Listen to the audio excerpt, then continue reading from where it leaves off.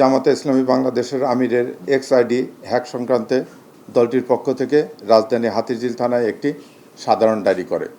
ডায়েরিটা সাইবার সংক্রান্ত হয়, এটি ডিবির ওপর তদন্তের জন্য ন্যস্ত করা হয়।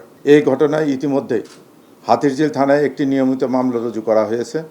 নিবিড় তদন্তের জন্য মামলাটির তদন্তভার ঢাকা মহানগর গোয়েন্দা পুলিশের উপর ন্যস্ত করা হয়েছে। জিজ্ঞাসাবাদের জন্য আনিত ব্যক্তির কর্মস্থল হতে তার ব্যবহৃত মোবাইল ফোন, কম্পিউটারের হার্ড ডিস্ক এবং অন্যান্য ইলেকট্রনিক সামগ্রী জব্দ করা হয়েছে।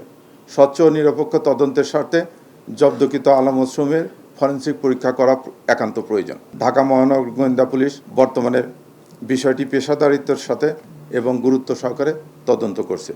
এ বিষয়ে সামাজিক যোগাযোগ মাধ্যমে অহেতুক বিভ্রান্তি না ছড়ানোর জন্য এবং সুষ্ঠু ও নিরপেক্ষ তদন্তের স্বার্থে পুলিশকে সহযোগিতা করার জন্য আমি সকলকে বিনীত অনুরোধ জানাচ্ছি। না, এখন যেহেতু মামলা হয়েছে, জিডিটার সঙ্গে মার্চ হয়ে যাবে। ধন্যবাদ। একই থানায় তো মামলা এবং জিডি হয়েছে, বুঝছেন?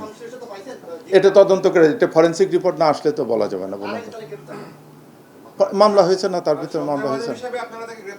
আমরা না, এটা হাতিরঝিল থানা গ্রেপ্তার করেছে।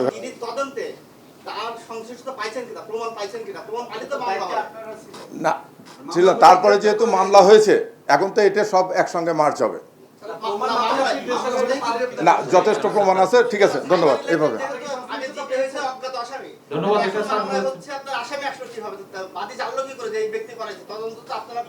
ওরা এটা হাতিরঝিল থানা মামলা নিয়েছে, থানার সঙ্গে কথা বলেন আপনার। হাতিরঝিল থানা মামলা নিয়েছে। ধন্যবাদ।